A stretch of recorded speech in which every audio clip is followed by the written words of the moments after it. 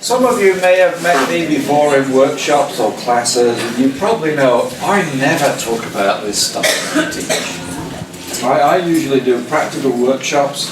Okay, here's the basic theory, here's the diagnosis, here's the treatment, here's a demonstration, let's practice.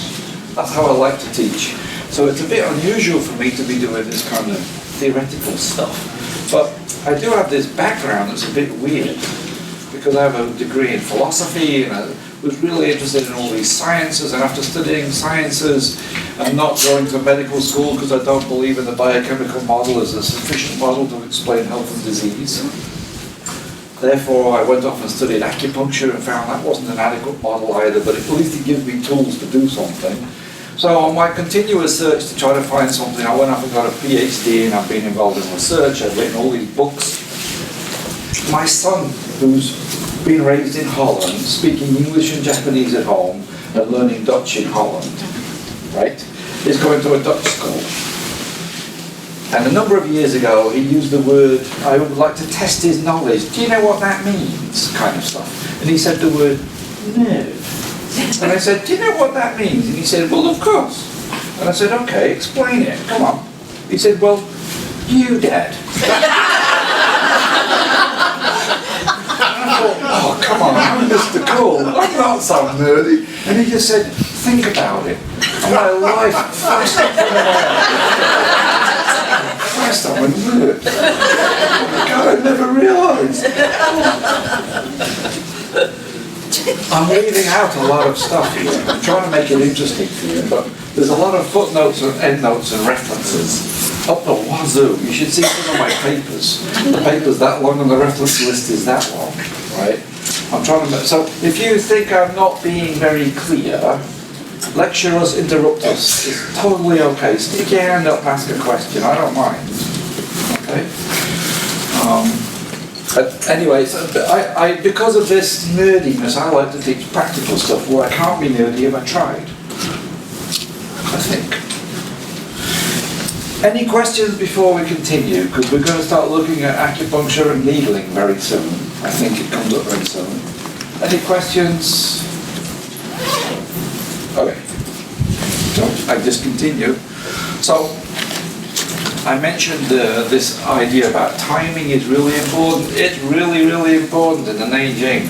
The issue about timing and the needling to move the qi, wait for the proper time. When the qi has arrived, this is exactly the moment on which you have to be alert. Right?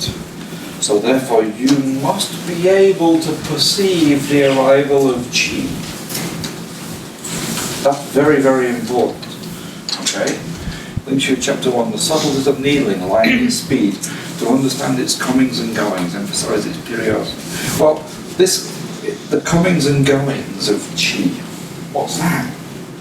It's not in any textbooks, but obviously it's something really important. It's an experiential thing that's not written about in order to be able to feel the arrival of qi. Okay? So the practitioner has to be still and quietly focused in order to discern these very subtle things, the movement of qi. And then as the qi responds to him and his actions, you then do your techniques, so that you can produce the desired change in the patient. So I think this is, as I said, I think this is really important in all areas of life. Like the student who's just learning the on the piano versus the concert pianist, right? And the concert pianist that makes the tiniest error. Everybody's like, wow, you can hear it like crazy, right? I already talked about the martial artist. The master martial artist can just stand there, poof, you're on the floor again, poof, you're on the floor again. And the student's like running at him and nothing happens. Or like the bowman, right? Poof, he's dead. Right? The timing is really important. So this timing is dependent upon having cultivated really carefully developed perceptive skills. Okay? Being able to perceive what's happening, including this really subtle stuff called the arrival of qi. Okay?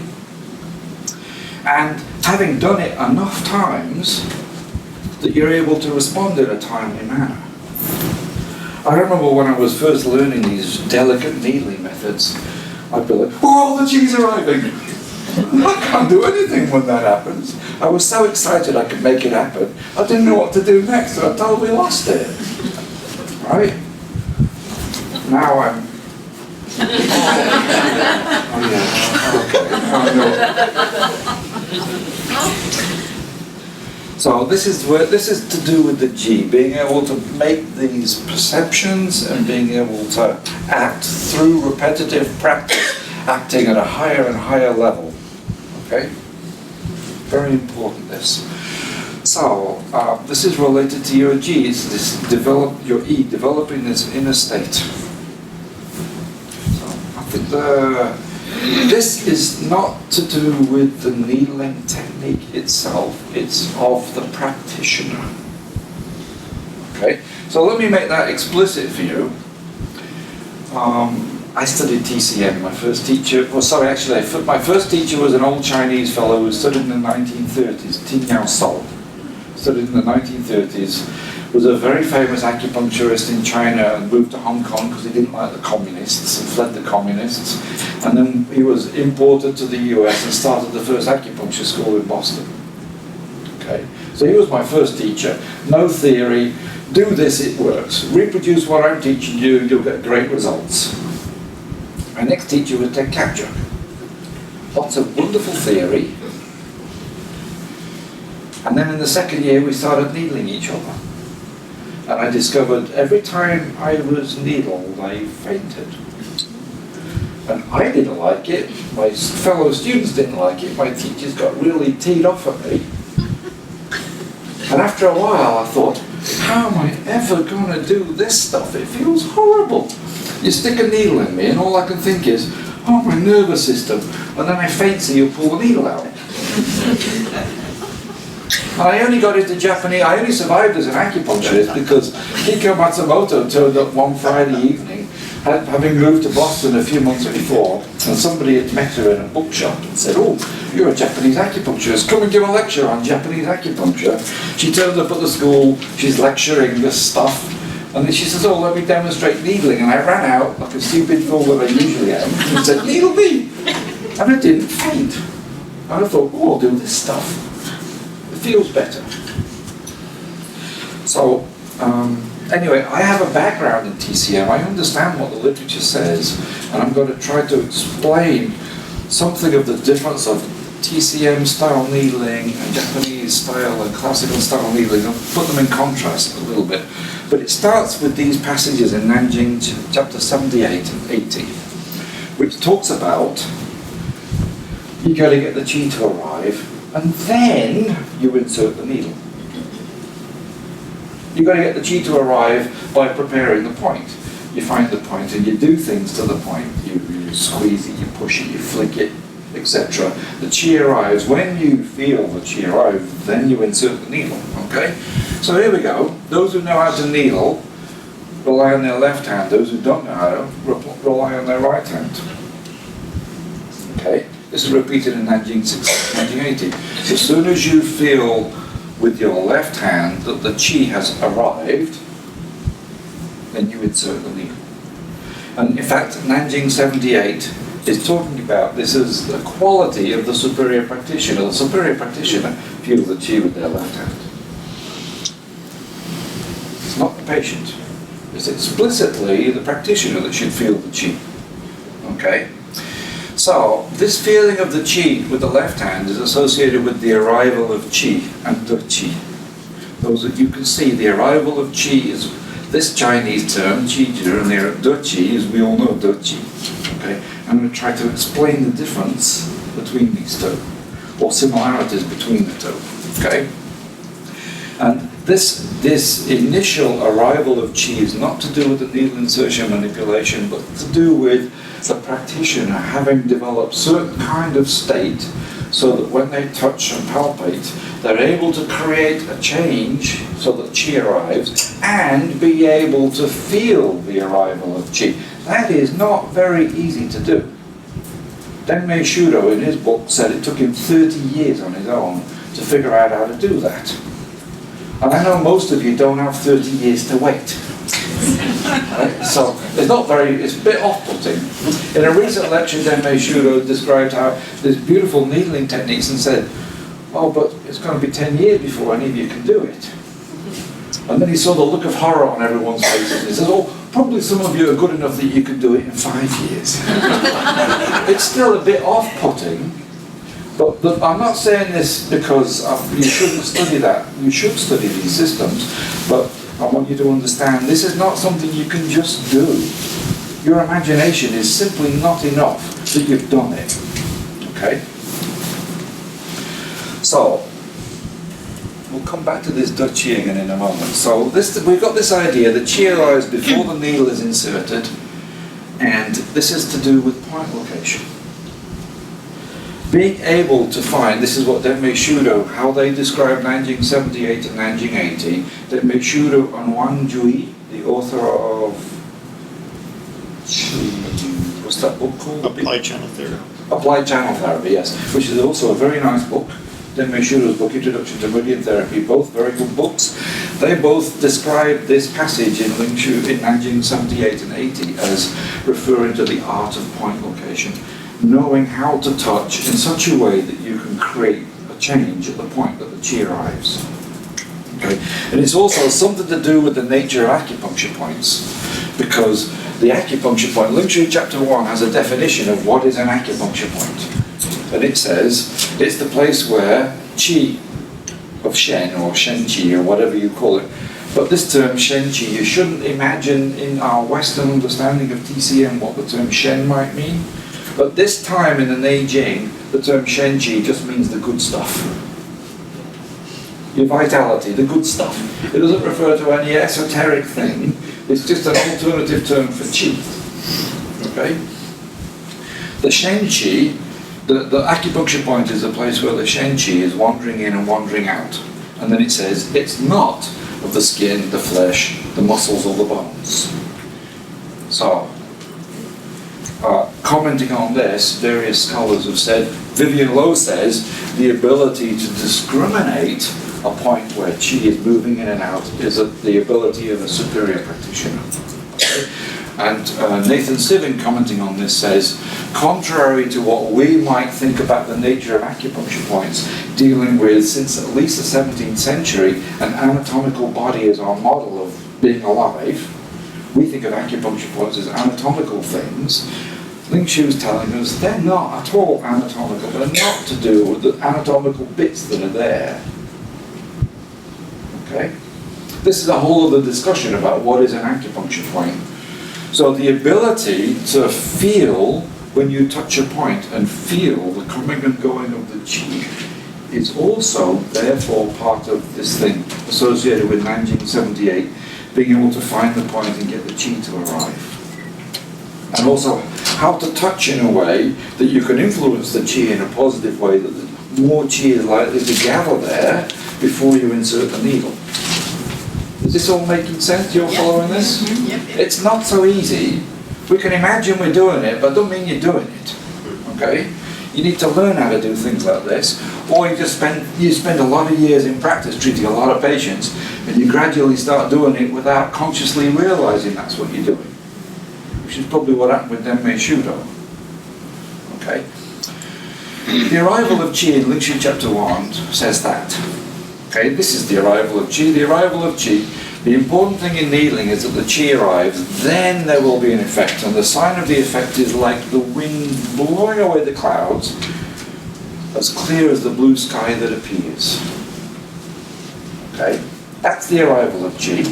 What does having wind blow away the clouds to reveal the blue sky, what does that feel like?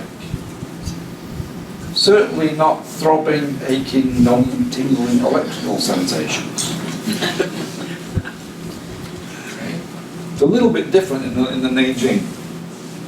So for needling to be effective, the Qi has to arrive, and the experience of the Qi is like the wind blowing away the clouds.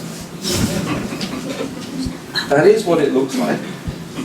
I was walking through the botanical garden in Brisbane, and what happens when I'm wandering through places like that, I get into this really stupid meditative state, thinking, wow, isn't that really cool? Ooh, look at the size of that spider. Oh, it's really cool over here. Oh, it's beautiful here. And I come through the trees, and there was Chi in the sky. I couldn't believe it. Oh my God. Jeez. So I had to photograph it. What you can't see is that's actually the airplane. It was just about to go over there and make a tea. It's Queensland Technology University, something or other. Oh, it's a really good message. Anyway. So why the blue sky metaphor? What's this thing about blue skies about? Okay, I'm going to cut it short here. Basically, the metaphor of a blue sky, of the cloud being blown away to reveal a blue sky, this is an insight in meditation. It's a language of meditation. This is what meditators frequently talk about. There's a bunch of traditions that use exactly this metaphor. At a certain point, it's like the clouds clearing from your brain, and suddenly you've got this insight. That's what the language of needling is about. The arrival of Chi is like that. Suddenly it becomes clear, okay? So, is this something the patient might perceive, or is it probably something the practitioner might perceive? I wrote about this in a paper. I submitted it a year ago to the Journal of Alternative and Complementary Medicine, and they liked it a lot and fast-tracked it and published it already in January of this year, basically showing that what I did was I showed, look, we've got this concept of Birch. We've done a bunch of research on Birch. It's obviously an important concept in the practice of acupuncture, but let's look at it closely. Okay, most people think of Birch as this thing to do with sensations that the patient describes. Okay, but actually, here's what it says in the Nanjing and the Suman, in the lecture. Here's what it says about this stuff, and this is exclusively something the practitioner feels. It's not to do with patient experiences, and it's very, very important that the practitioner feel that stuff, be able to make that perception, otherwise they can't act appropriately, they can't do the needling properly. Being able to perceive is how you, the perception allows you to take action. Without the perception you can't act properly. So this isn't to do with patient's experiences, it's to do with practitioner experiences. So then in the second part of the paper I said, now that we've established that, and in fact the literature talking about practitioner perceptions of the arrival of Qi, or Do Qi, as fundamental and the most important part of needling in the historical literature. Therefore, when we look at scientific research, and then I list a bunch of different studies looking at Do Qi, therefore, we have we have a big problem here, because all of the research on Do Qi to date has focused only on patient experiences and the neurological basis of that. Therefore, we must start to look at this other side of it, otherwise we've missed half the story. I think the paper's still available for free online. It was one of those downloadable papers. What was the journal again? Journal of Alternative and Complementary Medicine. The Blue Journal, for those in the know. Right? So, Shuro is quoting Sori Yanagi. Denmei Shuro is this famous brilliant therapist. Sori Yanagi was important in Japan because he's the one that started the revival of traditional acupuncture in the 1920s, and was the first person to come to Europe in the 1950s teaching Japanese radiant therapy. You probably don't know this, but Japanese acupuncture was much more popular in Europe before Nixon went to China. In fact, most of the books were by Japanese authors or by Japanese influenced authors. Most of the books in English. Anyway, when practicing, so this is their sort of restatement about all of this stuff about posture and the practitioner. Stripped about your attention, breathing, posture.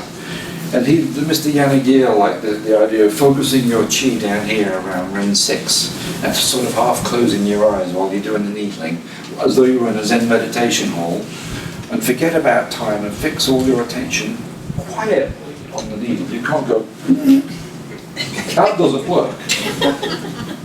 In fact, if you are holding the pulse of somebody who's on a table, and I come up and I go, while I'm needling, their pulse suddenly gets really hard, which is not a good change. But if I come up and I do my needling, the pulse gets softer. Okay? So it's not a very intentional attention. Intention creates tension. You got it? Got to be careful about that. Also quoting Yanagir, so we've got to be smarter than a mosquito. Even a mosquito gets ready and he goes, oh, okay, I'm ready. And he goes, right? He doesn't just come, he gets ready and goes for it. You got to get ready, right? We've got to be smarter than a mosquito. And then Shudo is paraphrasing this passage that I gave you earlier from Lingshu chapter 9. This is a paraphrase of the passage I showed that Chip Chase had translated. And there's also a discussion about quietly focusing on the tip of the needle to feel the coming and going of the chi, this kind of stuff. Okay? So, let's have a look at these two terms, de chi and chi ji, because I want to explain these a little bit more. Again, I did it in that paper, I did it in depth in the book as well. What's the difference between these two? Well, actually, first thing I did was I looked at a bunch of TCM texts, and wherever the TCM texts actually use both terms, chi ji or de chi, they say it was the same thing. Okay, but maybe they're not. So Shudo and Wang Jui say, no, they're not, they're actually different.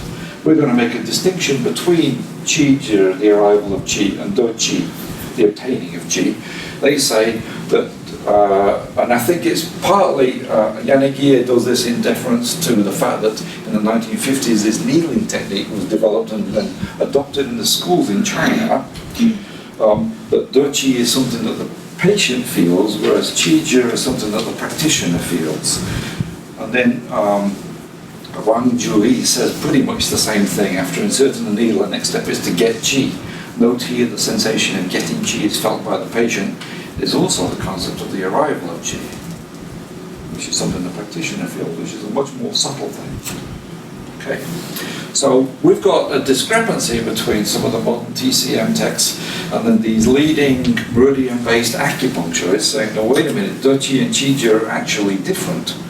And we also find, Mark Bovey was the one that first turned me onto this paper, but once I found this paper, I found a bunch of other publications in China. There's a debate going on within China where a lot of practitioners are now saying, wait a minute, in the 1950s we defined de chi as this stuff. And actually, guys, we think that's wrong. We think de chi is much more complicated than that. It's not just the sensations of sticking a needle in and manipulating. Of course there's sensory signals associated with that, which gives the throbbing and aching and numbness and tingling sensations and the other things that are characteristic of the de chi response. Of course that's part of it, but there's other things going on, and these two authors lay out, they sort of break it down into 3 or 4 different levels.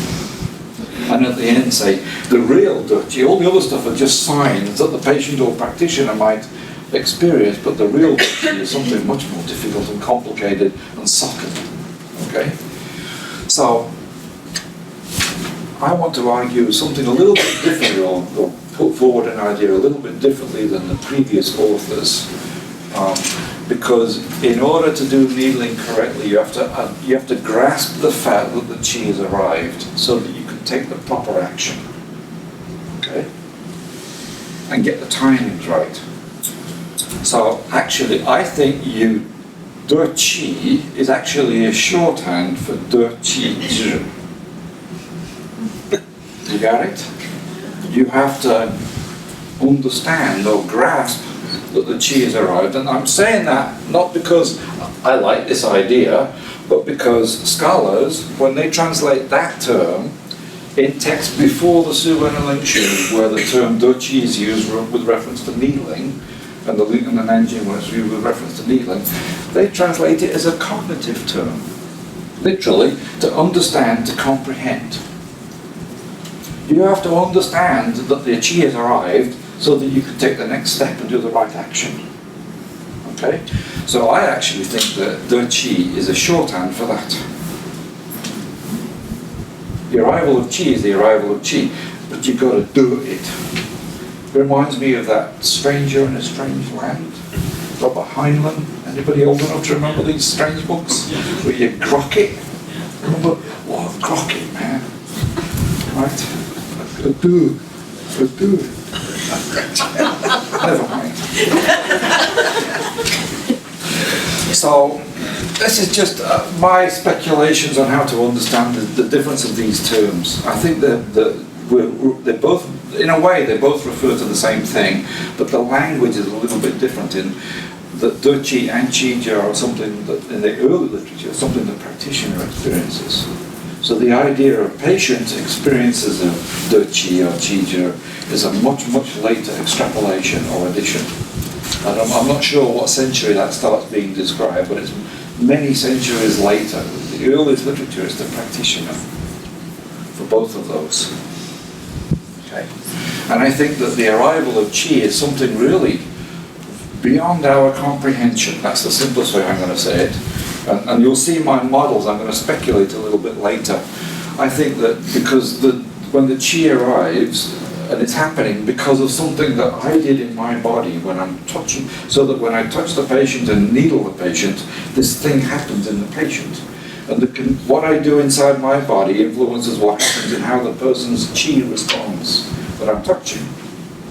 So, is it physiological Qi of the patient that's arriving?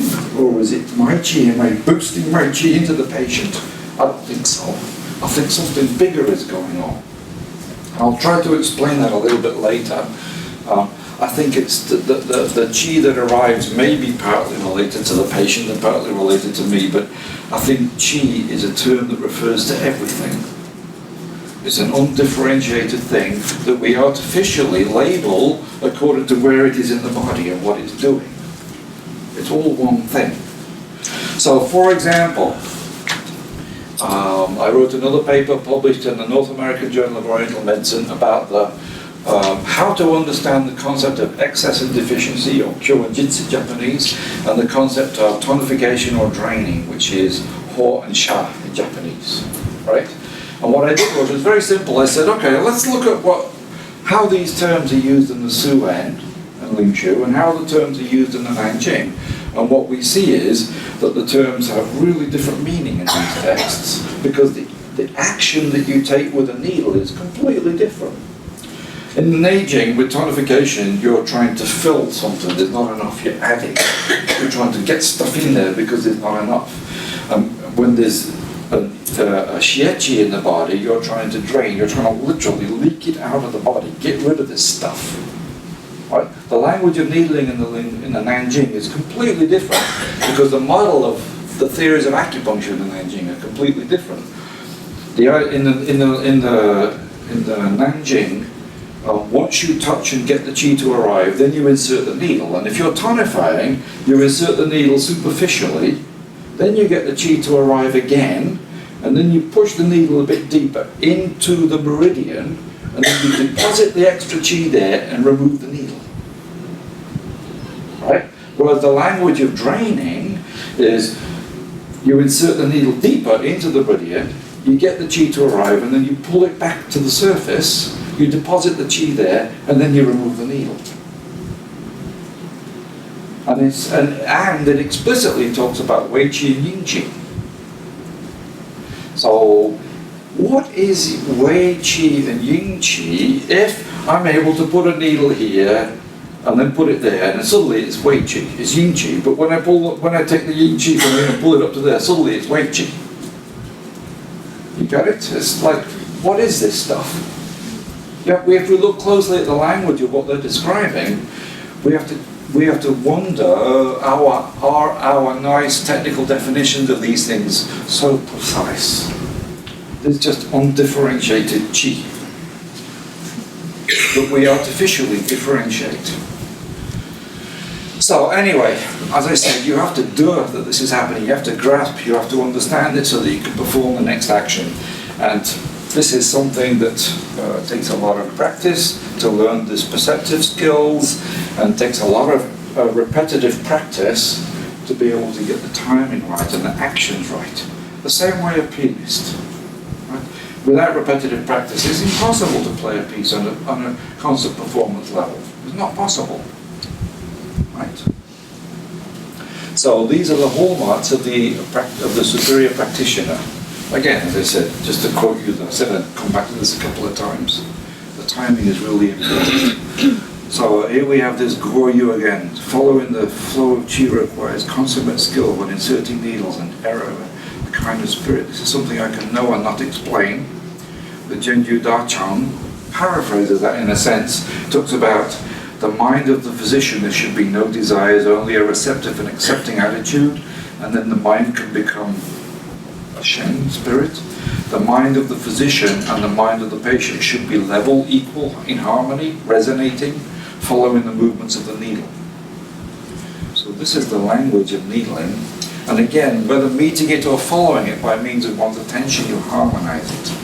And we did this already from Lung Shu chapter 9, about the not being distracted by sensory input, being very quiet and calm and focused.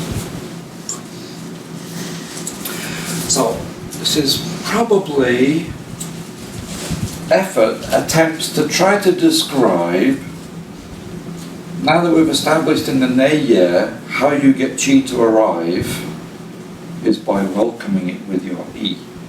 And I is this cultivated state of mind-body which comes through all of the practices that's described in the Nei. And that's what's involved in getting chi to arrive, so therefore that's what's involved in doing needling. Okay? If you want the chi to arrive. So, okay. And our purpose is to regulate the chi. So now we get a little bit more speculative. So, the better you can do it, the more you can create change. Some of you must have observed very experienced practitioners that can just do things with a needle that you can't. Things happen in a patient, so you go, well, how do I do that? You must have observed this. I've had a lot of experienced teachers and I can see really remarkable changes, right? So with a lot of practice, maybe we can start to do this, but it doesn't mean that you can't influence chi with a needle. Just stick it in the body. And of course the chi is influenced, but that's not the same as regulating chi. Being able to influence the chi is not so difficult. Touch and stick a needle in, you've influenced the chi. Okay?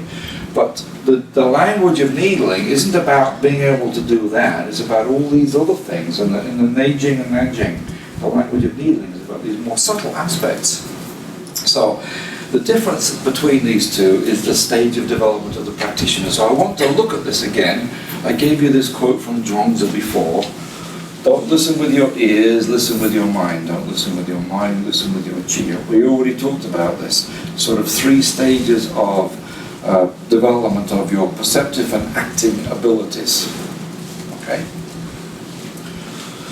So, and in the book we talk about this in the chapter on chi, then we revisit it on the chapter on acupuncture, and we revisit it on the chapter on herbal medicine.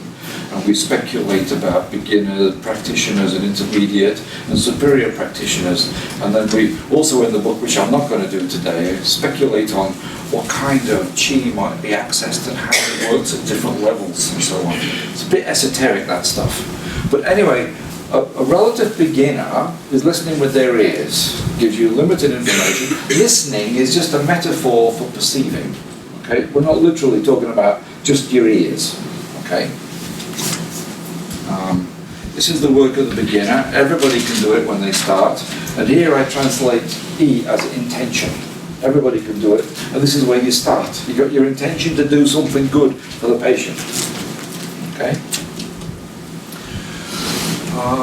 And then perceiving with the mind, listening with the mind, is something that takes a lot more skill and experience. In a sense, you can easily imagine this. Okay, I'm a beginning practitioner. I've just passed all my exams. I've got my license. Okay, a patient comes in. I'm not really sure if I've got the right diagnosis. I don't feel confident to treat them. Their disease sounds horribly complicated and difficult. And now I'm struggling with, is this the right diagnosis? And, oh, what point shall I use? And, oh, God, where's the point? Is that the right point location? God, is my kneeling technique good enough? All of this stuff interferes with the other. I'm totally distracted all the time, worrying about what I'm doing. Is it the right thing? It's natural for a beginner to be wondering about, or if not worrying, at least wondering about, did I do this right? But what happens is, after a while of practice, you get into a rhythm. It becomes a routine. Like you can see this in a carpenter, you can see it in a violinist. Right? It's the same thing, anything. You can see it in an equestrian. Anybody, you develop a routine. You're no longer a beginner. You can just start to do this stuff. And now you're not always having to think about it because you're there. And you're much more confident, yes, that's the point location, I'm on it. Because your finger remembers, your whatever, that's it. Right? So this is more, so no longer this more limited perception, it's much more this sort of broader perception, perceiving with, listening with the mind. And this is more the intermediate level practitioner. And here I translate E as attention. Of course, intention is always there, but now I just need to focus right, draw attention to what I'm doing. This is kind of an artificial, I mean, we could use other words here, but we used intention, attention, and awareness. There's just a way of classifying 3 different stages of cultivation of E, or application of E, okay? So most likely, when you're in that more relaxed state, and you're able to do the thing more naturally and more smoothly and not so distracted, and you're able to just like, I just focus and I draw attention to it and I can start to make it happen, right? At that level, probably I'm also creating a different kind of change that the beginner might be able to change, or at least I can do it more routinely, okay? And then listening with the chi, that requires a lot of experience, considerable development. Okay, kind of like a direct interaction. So I just tell stories from myself because we haven't gone out and interviewed practitioners and beginners and intermediate and very experienced practitioners. So I can only talk about myself as a relative beginner at 33 years. I remember when I first started, I said, "God, where's the point? God, is that the point? Oh yeah, that must be the point, right?" And then after a while of doing that, patient comes in the room, they get on the table, and I'm like, there's the point. And I don't know what it is, but I can't make it happen. It's just, I want to go here for some reason. Something's telling me I've got to go here. And at first I don't trust it, because I don't know that I can do that yet. It's not right to experiment on our patients. But after a while, it's happening often enough that I'm thinking, okay, I'll pay attention now. You understand? And then after a certain time, that's more normal than hunting around to find the point. You got the transitions? Okay. And that's, so then at a certain, like I remember being in a study group with this practitioner, Mr. Yanagista. When he died, he practiced 62 years. His goal when I first met him in 1990, his goal was to do 1 million treatments. And he was up around 800,000 at the time. When he died, he'd practiced 62 years and he'd done many more than 1 million treatments. He was a remarkable individual. So, I'm on the point. I'm trying to find the point and needle it. It's a bunch of years ago. And he's on the pulse. He's a blind person. He can't see what I'm doing. He's just standing there feeling the pulse. And based upon what he's feeling in the pulse, he's telling me, you're not on the meridian. Okay, now you're on the meridian. And I'm saying, I'm on the meridian. No, you're not. Okay, now I'm on, yeah, okay, you're on the meridian. Okay, is this the point? No. Is this the point? No. You're near it. Okay, is this the point? God, this is terrible. So my wife's on another pulse, and I've got other colleagues on other pulses, and they're feeling all of these pulse changes while he's doing this. And then he literally puts the arm down, he turns round, and he puts his finger on spleen 3 like that. He's blind. He didn't come down the body like this. He just, but he put his finger in this depression where spleen 3 was. And we stood there. Being able to do that routinely is the superior practitioner. Occasionally being able to do it by luck, and not being able to reproduce it is not. Okay? So here I translate the term E as awareness, just to give it this distinction of stages of development. Okay? So now I'd like to move into this, to speculating about what might be happening, because I think we probably are influencing different levels of chi. Now, I'm going to talk about things that we don't normally do in our textbooks on acupuncture. Normally, our textbooks on acupuncture focus on the human body and what's going on inside it, and we try to label all the bits in here, and when it goes wrong, we try to label how and why those bits go wrong. Okay? So our books tend to focus in this constraint here. We talk about environmental influences, and if you do the Wu Yuan Liu Qi, the stems and branches model, you're also talking about some esoteric stuff out there and how it influences what's going on in here. But mostly, our books describe this stuff and then the role of the environment. Okay, we should understand that's our cultural approach to how we might do these things, and they didn't have those constraints 2,000 years ago. So I'm going to speculate on what we think they were thinking about, given the nature of thinking of how you cultivate a superior practitioner, how you have to align yourself with heaven so that you can import this order into yourself, and therefore use that to restore order in the people around you or the patient in front of you. You got it? They didn't imagine that it's simply, I'm just fixing the physiology in the patient. They imagined a much larger picture of things happening, how things interact. That's naturally part of their language. Okay? So I'm going to put forward some models in here which might seem a little bit strange to you. Okay? And you should know I'm that nerdy guy, I'm the scientist. I'm writing these really tough papers with hundreds of footnotes and references and endnotes. Right? And I'm pretty strict, so the fact that I'm doing this means it must be a little bit serious. Little bit. Okay, even though it seems a bit weird. For me it seems weird anyway. So I think you're accessing different levels of chi. So I want to explain this a little bit. And some of you have seen me do this before, this particular model. Here we have the beginning of the Su Wen. Su Wen chapter 1 says, Yellow Emperor, discussing with his court physician, Chipo. I think it was Chipo. Oh, I hear people used to live to be really old and they didn't get sick, but now people die young and they get sick all the time.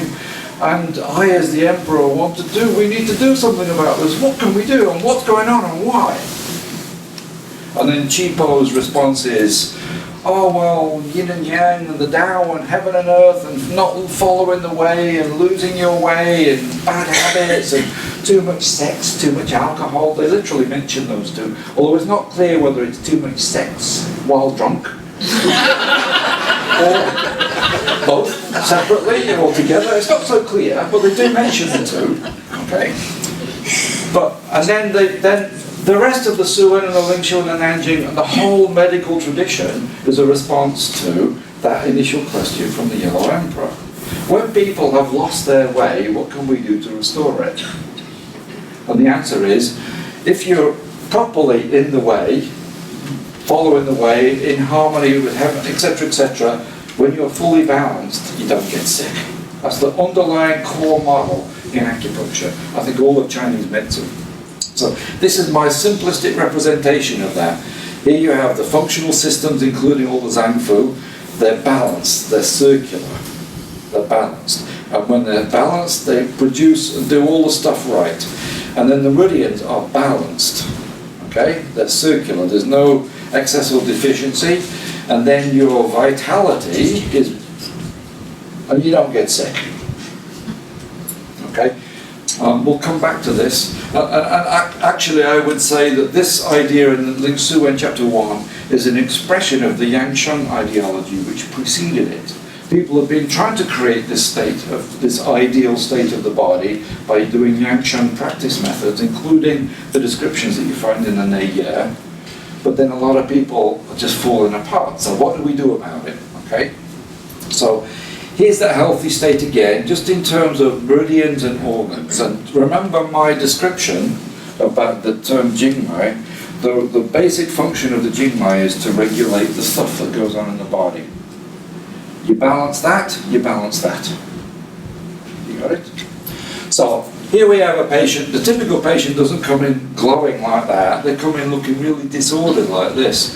Here the depression represents deficiency and the bump represents excess. So you can see in the internal systems there's deficiency and excess. There's food. Some things are excess, some things are deficient, however you want to label that. In the meridians, some are deficient, some are excess. So the goal is to try to take the patient from that state and restore that state. Okay? A core idea. So were we applying herbal medicine, which also was a medical condition that's emerging around the same time that acupuncture is emerging, it works from the inside out. You don't glue the herbs on the surface of the body, although that's one thing you can do. Mostly you drink teas that go into the stomach and from there they work outwards. So a natural focus of the herbal practitioner is, what are these disorders? Finding the internal functional systems and the fluids and etc. All this stuff, all the internal stuff, identify where the disturbances are, apply treatment to correct. Ooh, jeez. Sorry. Apply treatment to correct that, to try to turn that condition into that. So this is the natural focus of herbal medicine, is on Zhang food diagnosis and all the body functional systems, and much less on the meridian conditions. Okay, and then over time the patient's condition restores back to a more overall balanced state, and over time we attempt to return them to this state. Okay, that's the goal, is return people to this state. Whereas an acupuncturist, you don't give needles to a patient and say, take two and call me in the morning. Right? It doesn't work from the inside out, it works from the outside in. So our natural focus as an acupuncturist in the historical literature is balance the meridians. Okay, this is the model of the Nanjing. It's an emerging model in the Suwen and Ling Shu. Okay, so you balance the meridians, you try to restore balance here, and that gradually restores balance to the functional systems. Patients get better, their symptoms get better, and then over time you hope they stay with you long enough that you can restore them back to something like approximating that state where they stay well for a longer period of time, or permanently. Right? So E is focused in here. The role of E is to do with, as Sun Tzu Miao said, he thought as an herbalist the role of E is the ability to identify the disorder in the patient and perfectly match the herbs to the patient's condition. Right? Whereas for an acupuncturist, the role of E is to identify what meridians, perceive and identify what meridians are disturbed, and then with a needle to be able to, and also through the condition of your body, be able to create a change by touch at the point, and with the needling to restore that state in the meridians. Okay, so he acts differently. I just wanted to put this out so you can understand how this might work. So these two areas, and the reason why I highlighted just those two circles, the functional systems and then the meridian systems, is because most textbooks of acupuncture explicitly focus on those two and then explicitly articulate diagnosis relative to one of those or both of those two, and then explicitly articulates treatment to match that diagnosis, to balance one or both of those. Okay? So you've got a Zhang food-based diagnosis and treatment, or a meridian based diagnosis and treatment. And then this level core vitality, I just want you to understand there's a lot of Chinese terms that refer to what I'm very vaguely calling vitality. This second one is probably the best term, literally translates as vitality. Living Qi, vitality. Okay? But these are four terms which refer to stuff in the body that's the same everywhere. Good stuff. Okay? So there's the Zheng Qi, and this good stuff's going out fighting the bad stuff, and there's the Sheng Qi, that's what makes you really vital, and there's the basic Qi, which is more associated with what you might get from the beginning, and the source Qi, which is, well, a bit derivative from that, and your postnatal combination Qi from breathing and eating, etc. And then there's a few other terms. Elizabeth Rochelle de la Valle wanted to extend the list.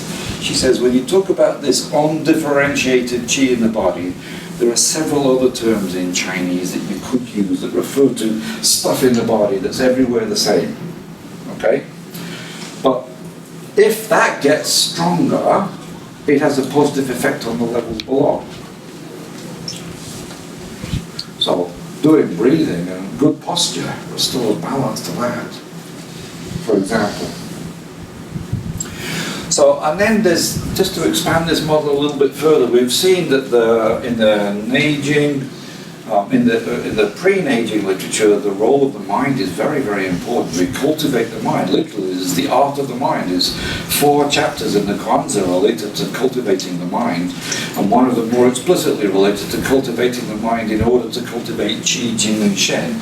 Okay, so we need to add a 4th level into this, which is the role of the mind. So we've got these 3 levels. Now we add the mind, and if the mind, if the heart-mind is balanced, it helps regulate the levels below. Isn't that cute? So when you do something that makes the heart-mind more balanced, it has this head-spinning action on all the other levels, right?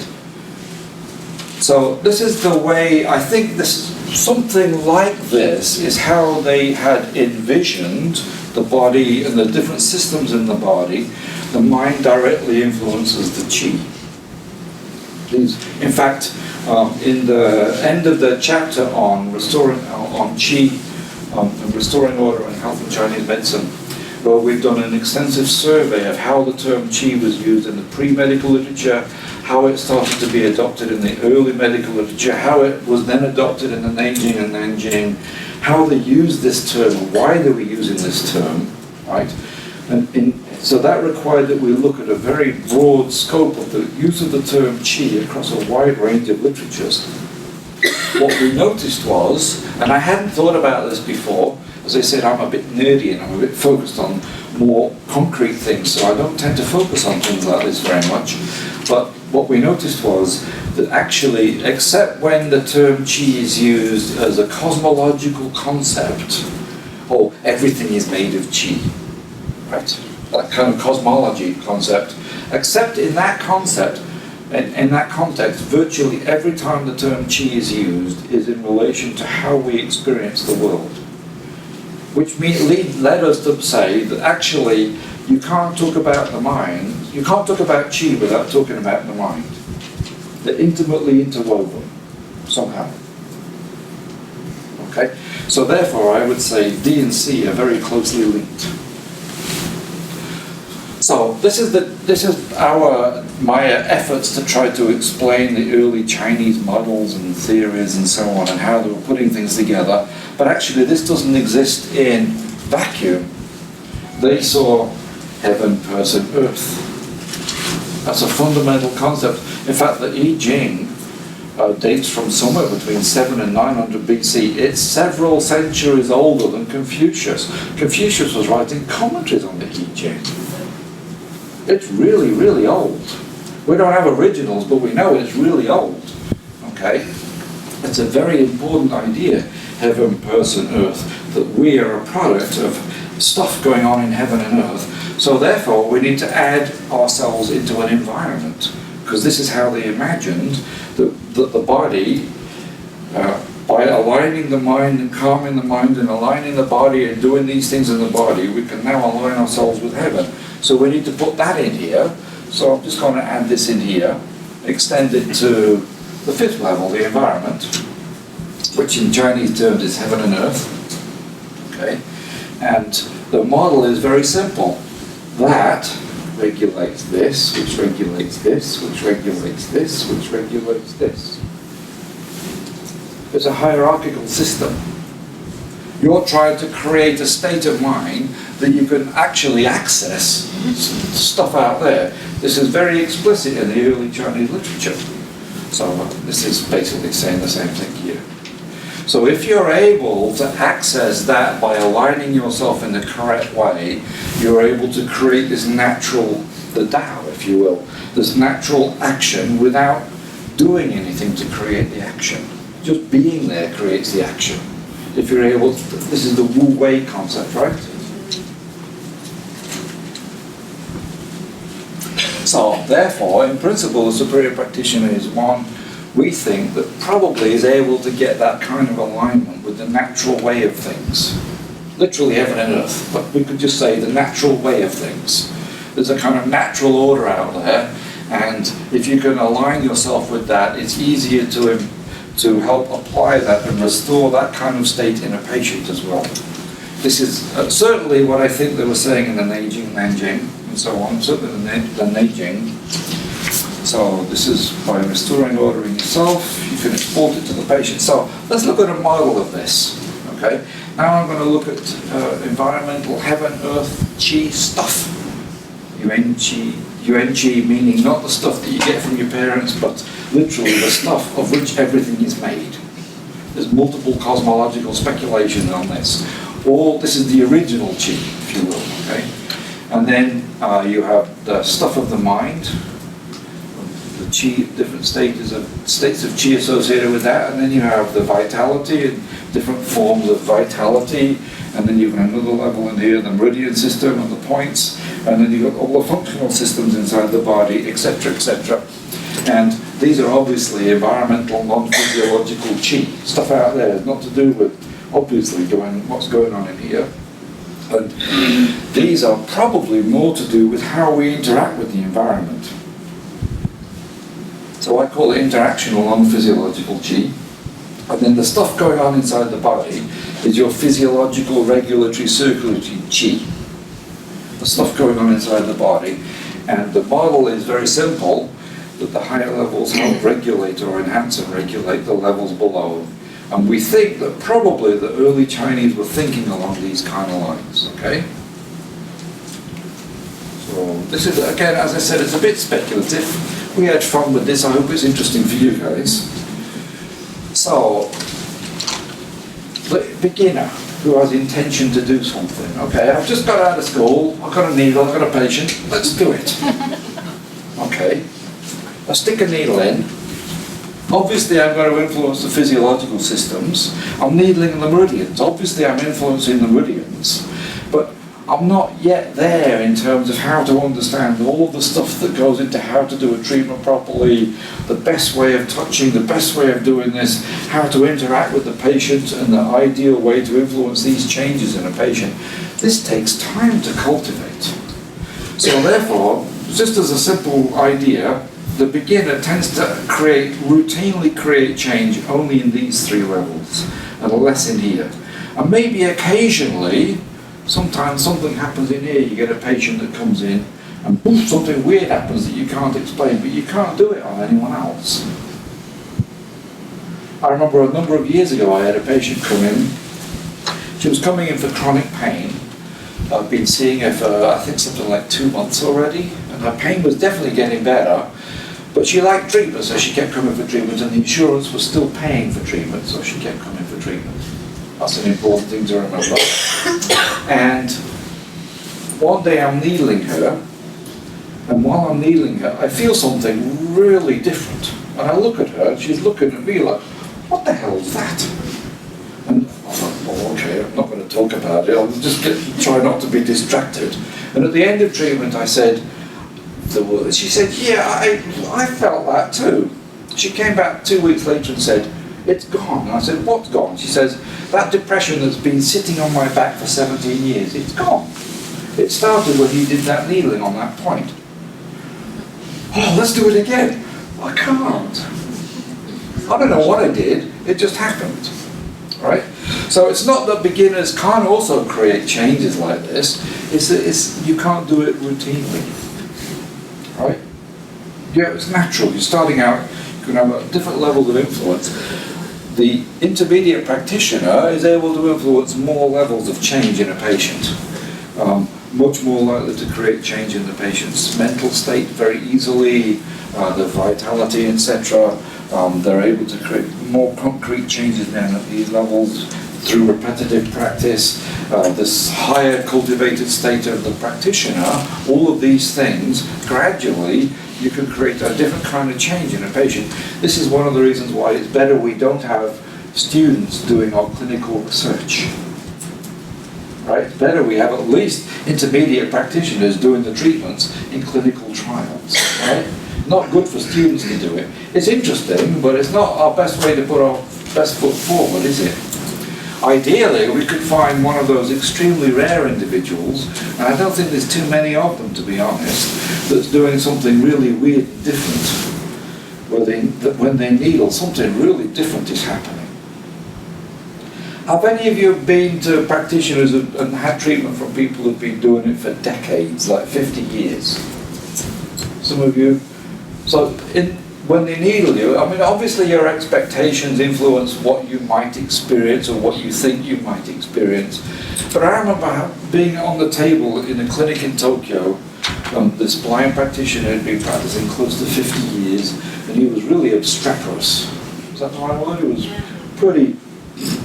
And if you crossed him, he really came in. He's like really bull-headed kind of individual, but very, very good practitioner. So I'm kind of laid on the table. He's wandering between the 8 treatment tables, so I'm kind of half asleep. I don't know, I'm not really there. I'm just like half asleep on a table, right? I don't know what's going on. And all of a sudden I can feel my chi going. and I open my eyes going, what's going on? And this guy's walking towards me. And then he touches me. And he starts needling me, and I felt like a blimp. It was a really weird, it was a fantastic experience, but it was very, very different. I think he was operating at that level. Something different was happening, right? We've all seen these Hollywood movies, and especially those Hong Kong movies with people flying through the air and doing all these fantastic things. And I don't mean to say anything like that, but I do mean to say that it's possible to create different kind of changes in patients on a very different level when practitioners are able to function at that state, but only after a bunch of decades of practice. It's not the beginner. I mean, maybe some people get there quicker, but it's highly unlikely it's somebody who's been doing it for 5 years. Let's put it that way. Okay? So I just put this forward as a thinking about the kind of descriptions that you find in the language of cultivation of chi, the cultivation of the superior person, and then the cultivation of the superior practitioner, and the language of that, and the kind of things that they were imagining was going on. This is in their imagination. Something like this is probably happening. Okay? We would describe it in different words because we're not living in Han Dynasty China. But I'm just putting it in their terms, I think, from around that time. Okay. So the more advanced practitioner can easily do this. It's routine relative practice. Practice, practice, practice, we say, right?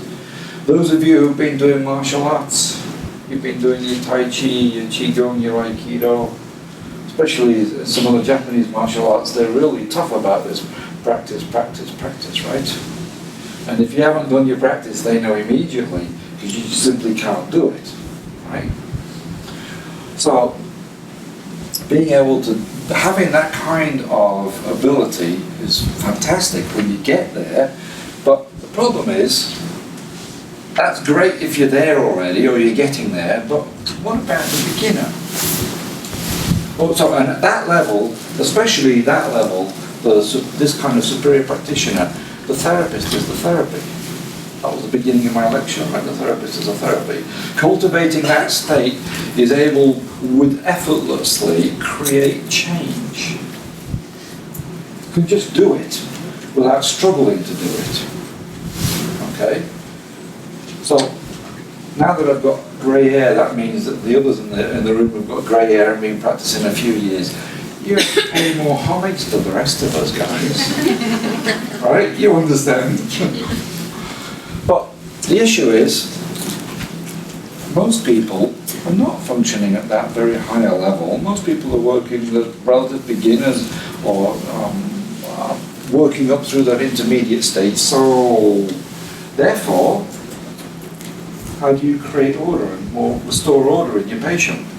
Well, this is the second part of the lecture, and I'm doing it in only a minute. It's through using the meridians and the theories of the meridians. You apply the theories of the meridians. Meridian theory and acupuncture points are correlated to the theory of systematic correspondence developed at this time systematically. It's emerging in the Suen and Ling Shu, and then it becomes really concrete and really systematic in the Nanjing, which is why Paul Unschel translated the Nanjing first. Because that's where the theory of systematic correspondence hit a high point, and the medical traditions after the time of the Nanjing adopted that theory. It appears later in the herbal medicine traditions. That model of thinking appears later in herbal medicine. At that time was more, what do you call it?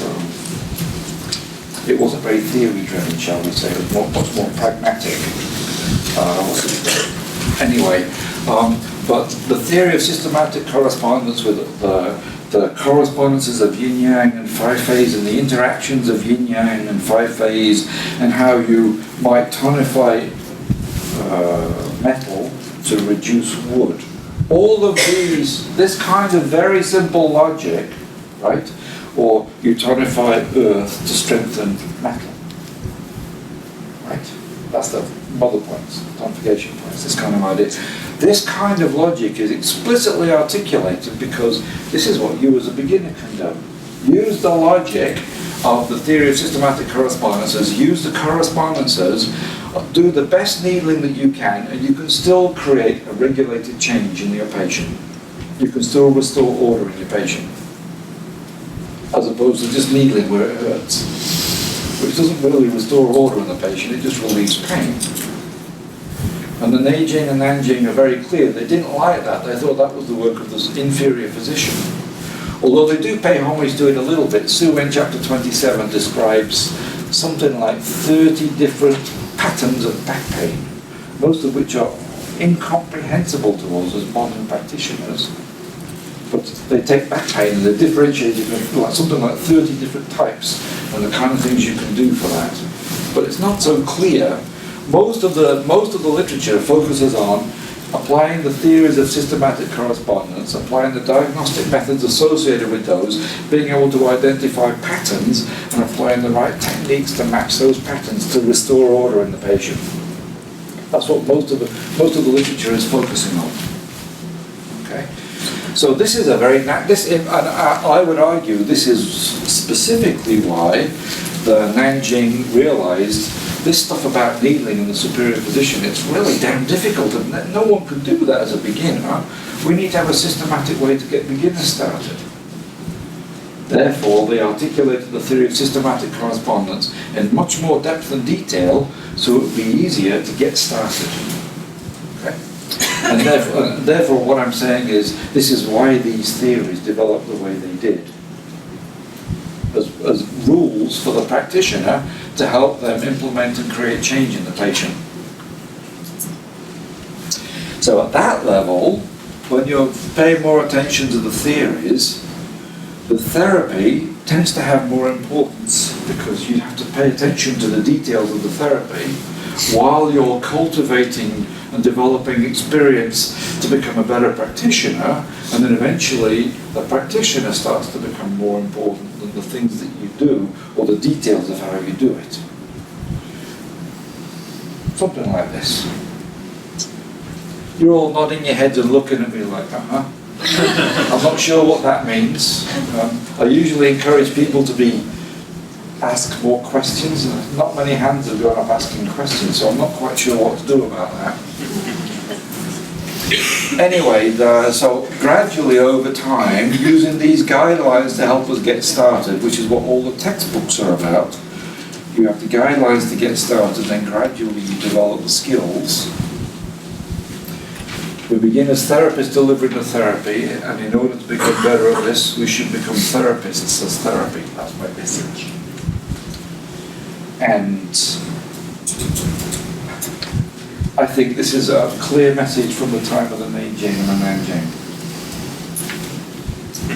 In the book I didn't articulate this particular lecture, but it's a theme that runs through the book. You can see it in the herbal literature, the acupuncture literature, the chapters that we do on those and stuff. So, questions? Yes. Thanks for a really, really interesting set of ideas, actually. But I have a very specific question. Why didn't you pass out when Kiko Matsumoto treated you, whereas you had done with the Chinese approach? What's your idea about that? So, okay, Japanese needling in general involves taking a needle and simply tapping it 2 millimeters into the skin. That's your typical Japanese needling. I don't know what needling technique she's doing today, but what she's doing today she was not doing at that time. She hadn't met Mr. Nagano at that time, she wasn't doing those needling methods. So in general, acupuncture in Japan, they use much, much thinner needles than they do in China. To be fair, in 1981, there were needle companies importing needles from China. You could get your needles wherever you can. And we had these needles that were so thick you couldn't bend them.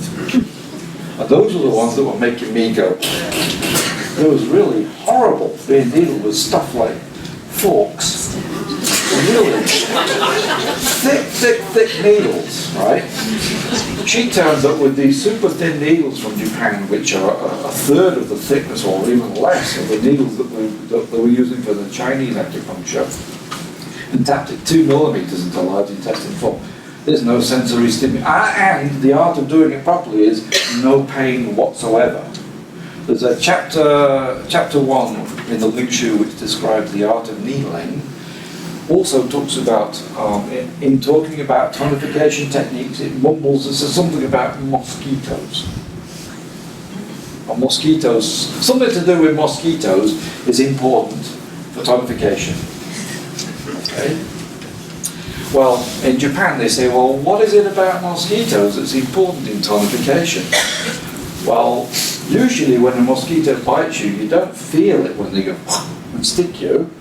You feel it later when it's itchy, right?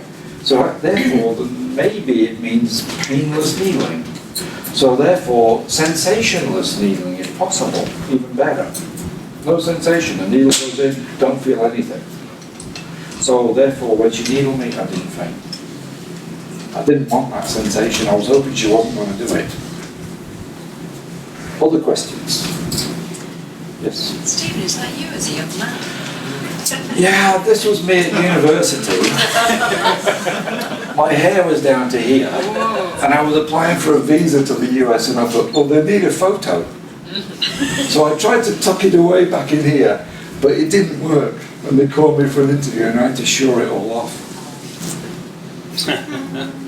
Yes, it's me a while back. Yes. A question about shiatsu. Okay. So I started off doing shiatsu, and the ideas of balancing meridians was what we all talked about. I'd just like to know your comment or thought about that. No, I think that therapies that work on the surface of the body, like as I said in the early literature on acupuncture, was much more focused on diagnosing the condition of the meridians and focusing on that. Massage naturally does the same thing as well.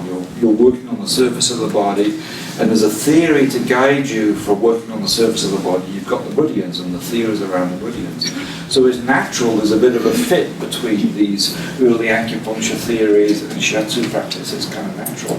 But then figuring out how to use your hands and what you do with your hands to create the kind of changes, and then how to assess those changes is naturally different than we do as acupuncturists. So you probably focus more on what you feel after you've done it. Is that right? Yeah. Whereas in acupuncture, Ling Shu chapter 10, which is the first chapter that describes the 12 meridians and the 15 low vessels. So it's the first historical document to describe the 12 Jingmai and the 15 Luomai. It describes the pathways of the 12 meridians and then their symptoms. And it describes the pathways of the 15 low vessels and then their symptoms. And then at the end of the chapter, which is a really long chapter, the Yellow Emperor says, well, that was great. So, how do I diagnose excess and deficiency in the 12 meridians and the 15 low vessels? And Chibo goes, well, The low vessels, you can see them. Literally, it says you can see them. And when it's excess, it comes up, meaning you can see something like a bump, probably. And when it's deficient, it goes down, meaning you can probably see a depression. And then it says, comma, but the meridians, you can't see them. So if you want to understand the condition of the 12 meridians, you have to feel the pulse. But pulse diagnosis at the time of the Suwen and Lingshu was nothing like what we're doing today. It was completely different. So Lingshu chapter 9 describes a system for diagnosing excess and deficiency of the 12 meridians by comparing radial artery and carotid artery, and comparing relative strengths of the two.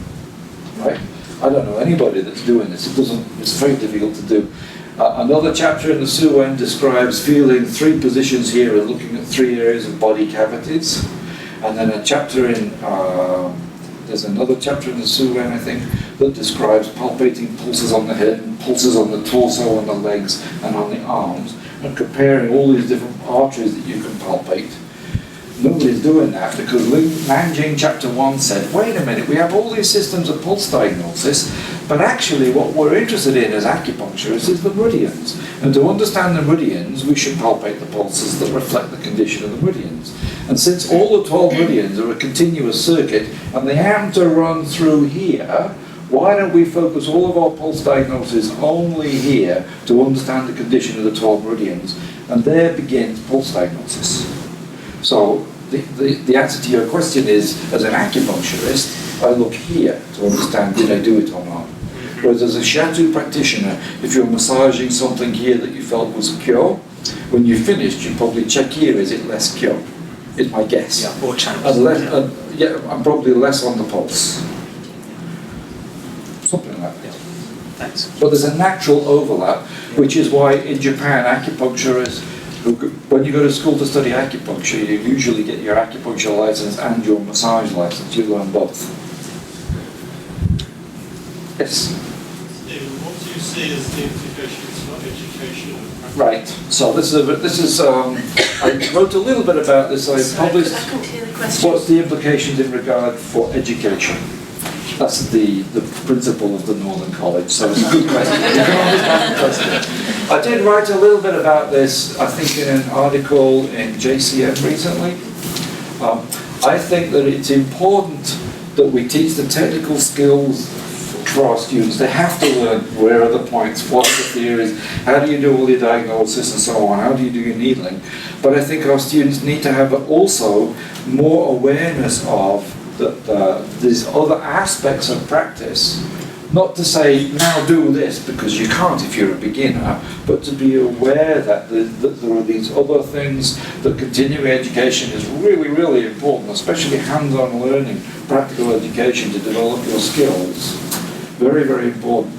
Especially if we could develop more feedback mechanisms, so that when somebody does something, we can comment on what they've done and say, you did that really well, or no, that didn't go so well, and if you corrected this, it would have gone better. Right?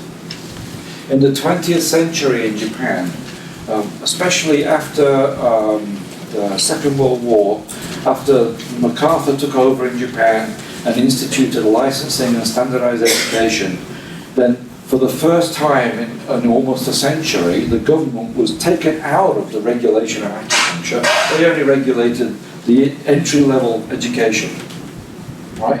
And now practitioners could do more of what they wanted, and they were free to practice more as they wanted. And what happened was, starting in the 1950s, all these feedback mechanisms started being implemented in Japan. So this is something that you don't see so much in China. For example, in China today, you look at the tongue to make a diagnosis, but you don't expect the tongue to change very quickly, so you don't look at it again during treatment, right? In Japan, we palpate the abdomen, I feel something, I expect it to change immediately while I'm kneeling, and I have immediate feedback. Or I feel something in the pulse, and I know, okay, the pulse is like this, it should be like that, but it's like this. So, with what I'm doing, can I make it more and more like that? Can I get positive feedback to confirm that I've done it the way it should be, as opposed to doing it and just waiting or hoping I've done it right? Okay. I actually think implementing this kind of, maybe some of the schools can get together and the teachers can get together and figure out what tools can you use as feedback. I think that would be another useful thing to do. Aside from just having this sort of bigger background and a sort of understanding of the context of things. So as an aside to this, I practice Japanese acupuncture. I teach these systems in Europe. I have a colleague who came from a TCM background who studied with me this strange Japanese toyari non-inserted needling method where we get immediate feedback on everything that we do, especially in the pulses and the meridians and the abdomen and so on. But she was really interested in tongue diagnosis. So she was doing some advanced studies with me. So for her advanced studies, she went out and bought a really, really expensive camera with a fancy lens and a built-in light setup. So you stick your face in here, the light goes on, you stick your tongue out, and there's a fixed measured light source, so you always get the same angle, always the same light, so you can compare the tongue. And she was doing this because she wanted to see, do the findings in tongue diagnosis, which we never usually use in Japanese acupuncture, do the findings in tongue diagnosis correlate with our other findings, and can we start to use tongue diagnosis to make a diagnosis? And what she found was, well, no, it doesn't work like that. The tongue doesn't seem to match the patterns that we identify. But she noticed, as soon as she starts needling, the tongue's changing. From now and 20 minutes later, the tongue looks really, really different. And she's got dozens of examples of this. So I'm recommending to you, as the principal in Northern College, to implement a study, go out and get some good cameras and study this. And I think you'll find some really useful tools in there. Okay? This is another way that you can implement or how these ideas might apply in terms of teaching and education. And I would like to see more hands-on education and less theoretical lecturing. But I'm biased. I'm an intellectual bum and a nerd. And if I let my intellect take over, I'm never going to do anything. So I therefore focus on practical stuff. But there's another implication of what I'm saying here is, if the therapist is the therapy, therefore, when we do clinical research on acupuncture, it no longer makes sense to try to remove the role of the therapist in the treatment. Acupuncture is normally considered to be, by the medical establishment, as just sticking needles in. And all of the sensory and neurological and other physiological responses to sticking needles and manipulating needles, that's what creates change in the patient. Well, actually, I'm not a robot sticking needles in, I'm me. And I'm a cultivated me, or at least a little bit cultivated. It might appear difficult that I'm cultivated, but anyway, I'm a little bit cultivated. So therefore I can do stuff with a needle that a beginner can't. And therefore if I'm bringing me into a clinical trial and I'm told, just shut it, don't do anything, just stick needles in, then I've lost half the therapy, maybe even more. So there's probably the implication for research is equally profound, because therefore the sham acupuncture studies are a really inappropriate model for properly testing acupuncture. We need to be free to behave and act within a constrained model at least, not doing really crazy stuff, but less constrained model of clinical practice. So pragmatic research is better. And also we need to investigate more the role of the therapist. So for example, in Chinese acupuncture, you've got all kinds of scales for evaluating the strength of Birch, how much Birch happened. There are different Birch evaluation scales where you interview the patient and you ask them, 5 minutes, thank you. You interview the patient and ask them, what did you experience? And then you can rate, was there enough Birch here, right? But nobody's developed a scale for practitioner experiences. So, in my paper that was published at the beginning of the year, I mentioned this needs to happen, and I mentioned that because a colleague of mine in Australia has started work on developing that scale and has performed a small qualitative study evaluating the kind of things that practitioners who are doing these needling techniques, where you have to feel the chi themselves, what the practitioners experience physiologically and sort of sensorially, if you will. and that person is now moving on to a master's degree so that they can develop that scale more concretely. So these are other things from a research perspective. We need more input into that. Wouldn't it be really cool if you're doing some kind of scanning on my head while I'm needling a patient, and you're scanning the patient, and you see that the change that goes on in my body is creating the change that goes on in that person's body? Wouldn't that be something interesting? As opposed to playing darts, throwing needles in, and not touching, right? So I think these are two areas where I think this can have implication, education and research. Did I? Okay. Yeah. What about the practitioner's effect on the pulse? When you take the pulse, You want to do that without creating change, otherwise it's like, it keeps changing what's going on, and you can't read anything. So you have to touch in a way that you don't create change. how do you do that? How do you detach yourself? If you're Just the, do it. If you're the If I tell you all the words and we could talk for a day on that, the answer is do it. just do it with total detachment. I wouldn't want to use these words, No. but how to touch intentionally, where I'm touching you in a way that I really, by touching I'm already trying to create change, versus I don't want to create change when I touch. You have to figure out how you do that. When I worked at Yale Medical School, we were involved in it was the big multi-center study on acupuncture for cocaine addiction, and we were having this problem with the sham acupuncture. We had this professor who'd been in the Bush government, some really big wig guy. He was overseeing the study, and we acupuncturists sitting around going, how do we do the sham acupuncture and not intend to create change? And how do we withdraw our intention and so on? We had this really weird discussion. And he's sitting there and he's applauding, going, this is fantastic. Please keep going. So figuring out how to do this is really important. But doing it.